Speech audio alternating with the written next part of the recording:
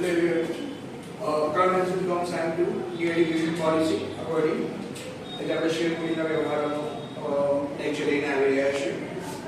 સમ આપણો એવો છે કે બાદલ લિમિટેડ એ ₹101 એવા 1000 શેર બહાર પાડ્યા હતા. ત્યાં ધ્યાન રાખજો રૂપિયા કેટલા છે? 100 છે. ટોટલ શેરની રકમ ₹100 છે. કેટલા શેર બહાર પાડ્યા હતા? 1000 શેર બહાર પાડ્યા એટલે કે શેરની સંખ્યા કેટલી છે? 1000 પ્રમાણે છે. બરોબર. અને નીચેના પ્રમાણે હપ્તા પદ્ધતિએ તેઓ નાણાં મંગાવે છે. બરોબર. અરજી વખતે તેઓ ₹50, મંજૂરી વખતે તેઓ ₹30 અને આખરી હપ્તા વખતે તેઓ ₹20 મંગાવે છે. બરોબર. અત્યાર સુધીનો જે દાખલો તે કોમન છે. જે આજનો નવો પોઈન્ટ છે આપણા માટે જાનકી વાળો છે કે જાનકી કે જેને 50 શેર ધારણ કર્યા છે તેઓએ આખરી હપ્તાના નાણાં આપ્યા નથી. બરોબર. જો એક્ચ્યુઅલમાં આ જે એડજસ્ટમેન્ટ કહેવાય અને હવાલો કહેવાય એ હવાલો અહીંયા થોડો સિમ્પલ બનાવ્યો છે. એક્ચ્યુઅલમાં હવાલો કેવી રીતે હોય છે કે આખરી હપ્તાના નાણાં આપ્યા નથી તો કંપનીએ તેના શેર જપ્ત કર્યા છે. બટ શેર જપ્ત કર્યાનો જે હવાલો છે એ આપણે નેક્સ્ટ લેક્ચરમાં જોઈશું. બરોબર. તો અત્યારે આપણે જોઈએ છીએ કે સર આ હપ્તા નથી આપે તો એની નોંધ કઈ રીતે થશે? બરોબર. આપણે ધ્યાન રાખજો કે આપણો જે પહેલાનો કન્ટેન્ટ હતો પહેલાના લેક્ચર્સમાં આપણે કન્ટેન્ટ જોયું તે પ્રમાણે આવશે કે સર મેથડ શું છે? અરજી વખતે નાણાં મળે અને ઠરાવ થાય. બાકીના હપ્તામાં શું હોય છે? બાકીના હપ્તામાં પહેલા ઠરાવ થાય અને પછી નાણાં મળે. બરોબર. એક આ વસ્તુ ખાસ ધ્યાન રાખવાની. પહેલાનો જે આપણો બેઝિક કન્સેપ્ટ છે એના અકોર્ડિંગ આપણે આખી નોંધ થશે. બરોબર. તો ધ્યાન રાખજો કે નાણાં મળ્યાની નોંધ શું હોય? તો આપણે બેંક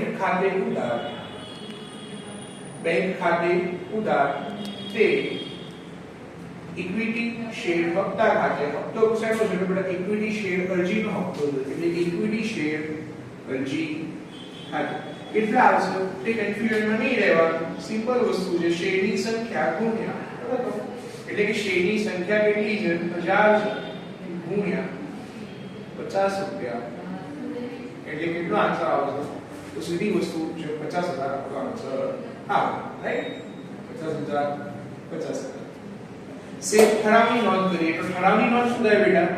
તો ધ્યાન રાખજો ઇક્વિટી શેર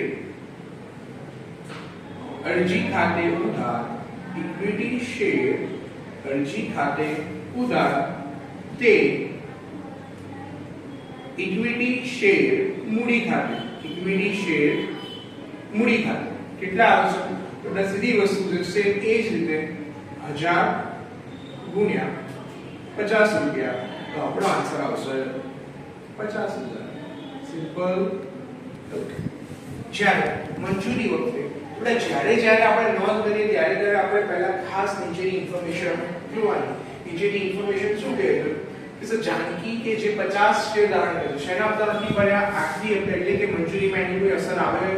તો કે ના સર મંજૂરીમાં એની કોઈ અસર આવે નહીં. તો આપણે ધ્યાન રાખજો મંજૂરીમાં શેર આપણે એન્ટ્રી કરી રીતે જ કરવાની. ઇક્વિટી શેર મંજૂરી ખાતે ઉધાર ઇક્વિટી શેર મંજૂરી ખાતે ઉધાર તે ઇક્વિટી શેર મૂડી ખાતે. એટલે અહીંયા આપણે ધ્યાન રાખીએ તો જે મંજૂરી છે એની રકમ કેટલી છે? ₹30 આપણે એની રકમ થાય છે. તો 1000 ગુણ્યા ₹30 રાઈટ. તો 30000 આપણો આન્સર થશે.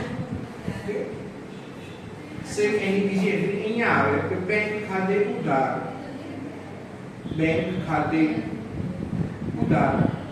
તે ઇક્વિટી શેર મંજૂરી કેટલો આન્સર આવશે? સિમ્પલ. એ જ રીતે 1000 શેરની સંખ્યા ગુણ્યા ₹30. બરોબર. તો આપણે અહીંયા જોવા જઈએ તો 30000 આન્સર આવશે. જ્યારે આજનો આપણો જે મેઇન કન્સર્ન છે હવે ચાલુ થાય છે કોના માટે છે? આખરી હપ્તા માટે. તો ધ્યાન રાખજો આપણને નાણાં મળ્યા નથી. તો નાણાં મળ્યા નથી એની અસર ક્યાં આવશે? જ્યારે નાણાં મળવાના હશે ત્યારે. એટલે કે ઠરાવમાં કોઈ જ જાતનો ચેન્જીસ થશે નહીં. બરોબર. એટલે કે આપણે જોવા જઈએ તો ઠરાવની નોંધ શું થાય? ઇક્વિટી શેર આખરી હપ્તા ખાતે ઉધાર, ઇક્વિટી શેર આખરી હપ્તા ખાતે ઉધાર તે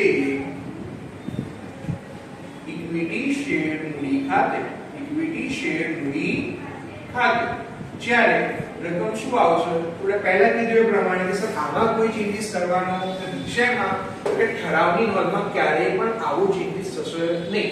જો કોઈ નાણાં નથી આયા તો એનો ચેન્જીસ ઠરાવની નોંધમાં થાય નહીં. એટલે એઝ ઇટ ઇઝ એની એ જ નોંધ આપણે કરવાની થાય. એટલે કે આપણો આન્સર અહીંયા 20000 રૂપિયા. ધ્યાન રાખજે બેંક ખાતે ઉધાર તે ઇક્વિટી શેર આખરી હપ્તા ખાતે. ઓકે, હવે અહીંયા જે ધ્યાન રાખજે તે ઇક્વિટી શેર આખરી હપ્તા ખાતે. હવે અહીંયા ધ્યાન રાખજે કે એમાં કઈ રીતે લખું છું. જો અહીંયા જે ઠરાવની નોંધમાં આપણે ઉધાર કર્યું હતું આખરી હપ્તા એ અહીંયા જમા થાય. ઉધાર કેટલા કર્યા હતા? 20000 કર્યા હતા. તો જમા કેટલા થશે? 20000 થશે. હવે અહીંયા કેટલા શેર માટે આપણે રૂપિયા ગણ્યા હતા? કે 1000 ગુણ્યા 20 રૂપિયા, રાઈટ?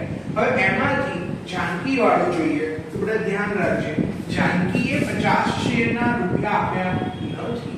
એટલે કે 50 શેરના ઓછા રૂપિયા આપણી જોડે આયા હશે.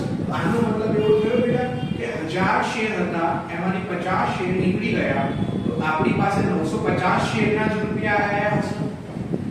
50 શેરના નથી આયા. એટલે કે આપણા માટે શું થયું? તો બેટા મળવાના બાકી હપ્તા ખાતે કહેવાય. શું કહેવાય? મળવાના બાકી હપ્તા ખાતે. મળવાના બાકી હપ્તા ખાતે શેરની જે હપ્તાની રૂપીસ હતી કેટલા હતા? તો બેટા રૂપિયા 20, રાઈટ? તો અહીંયા આપણે વાત કરીએ તો આટલા રૂપિયા આપણી પાસે આયા નહીં. 1000 રૂપિયા આપણી જોડે આયા નહીં. એટલે કે 950 શેર ગુણ્યા 20 રૂપિયાના ભાવે આપણી પાસે શેર આયા હશે. એટલે વાત કરીએ તો 19000 ના રૂપિયા આપણી પાસે આયા છે. તો અહીંયા બેટા જે નવી વસ્તુ હતી આપણા માટે એ જ છે કે બેંક ખાતે ઉધાર, મળવાના બાકી હપ્તા ખાતે ઉધાર, ઇક્વિટી શેરના આખરી હપ્તા ખાતે. ઓકે, સો બાકીનું કન્સેપ્ટ આપણે નેક્સ્ટ લેક્ચરમાં જોઈશું.